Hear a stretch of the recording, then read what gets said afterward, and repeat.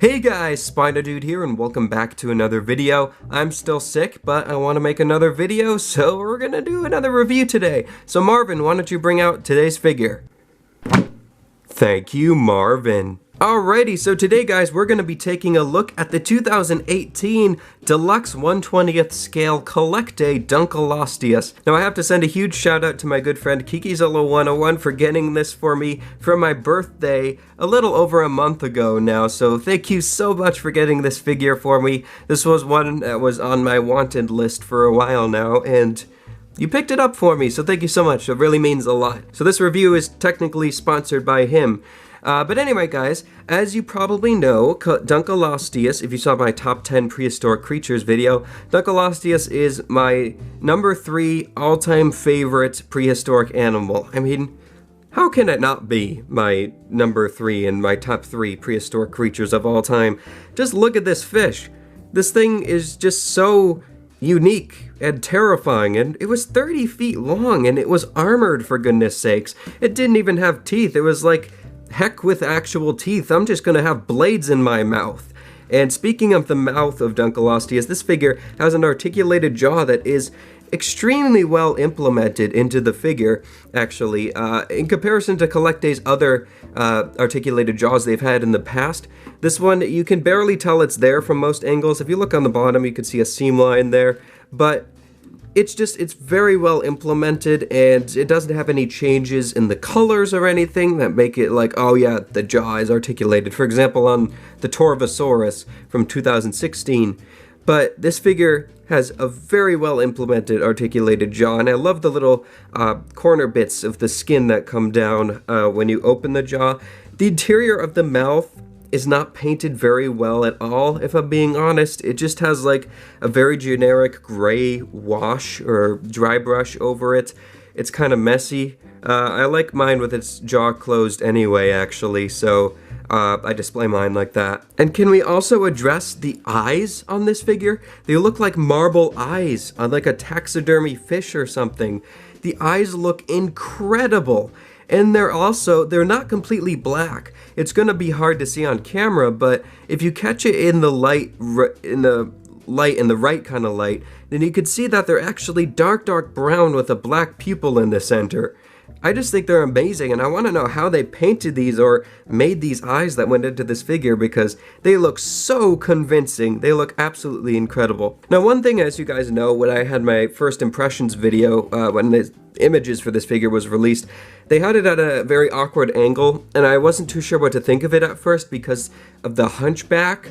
And from this side, I have to say, because this was the side, and this is about the same angle they had the figure at, that made it look really weird in the promo images. And from this angle, it does look kind of odd with the way the back is hunching down, but if you switch it over to this side, I really like how the body is curving over here, and I think it works out really well. It looks like it has this nice big hump of like armor on its back. It makes the front armored bit of this fish stand out very nicely. I think it works out very well. I also like how the armor plating is the same color as the body, because there probably would have been skin covering the armor plating in real life, of course. Also, the glossy finish on this figure is great as well. It makes it seem like it's wet, and when you touch it, you're gonna get like all wet or something. I think it's great that they did the glossy finish on it. I also really like on the fins, like on this fin, you can see there's like damage on it. And this is one thing I really like that CollectA has been doing with some of their prehistoric animals recently, is having them like kind of beaten up in some areas. Like there's another little bit taken out of that fin. There's a bit taken out of the back part of this fin in there as well. Even along the, do you call this the dorsal fin on a fish? I don't know, I'm not an expert on the anatomy of fish. Even on the tail fin, etc. There's like chunks taken out of it. I think it's very realistic, and it kind of like cements that this animal was alive at one point, was actually through some trauma or some battles or something. I think that's absolutely awesome. I also really like these large scales going down the body. Very unique, and they make an interesting pattern, especially meeting up towards the end of the tail there. I think that's a very unique choice, and I think it's quite cool. Also, the color scheme on this figure is really, really cool. It definitely reminds me of the Dunkleosteus from Chased by Sea Monsters with Nigel Marven, and I think it's very naturalistic as well. I think the colors work out extremely well for Dunkleosteus. It has a white, like, cream underbelly. It has like a dark grayish brown transitioning into the bright orange on the top, and yeah.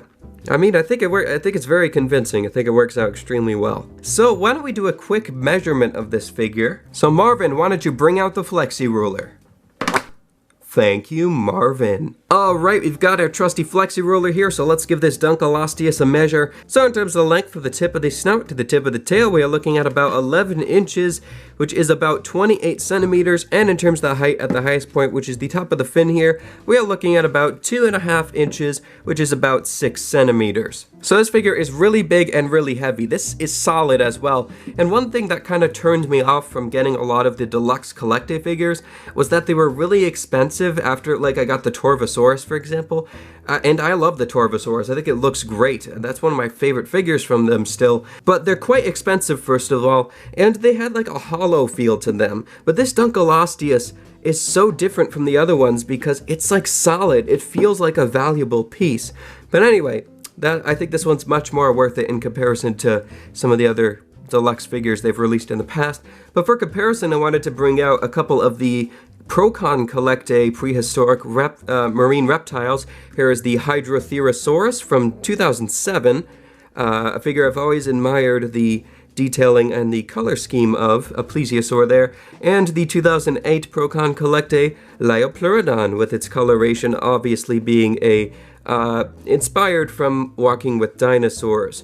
And yeah, I mean, the Dunkleosteus is my favorite out of this bunch, but if you have these figures, which I commonly see people have the Liopleurodon, then you can get an idea of just how big this dunk is. But anyway, guys, I think that's going to do it for today's review of the 2018 1/20th scale Deluxe CollectA Dunkleosteus.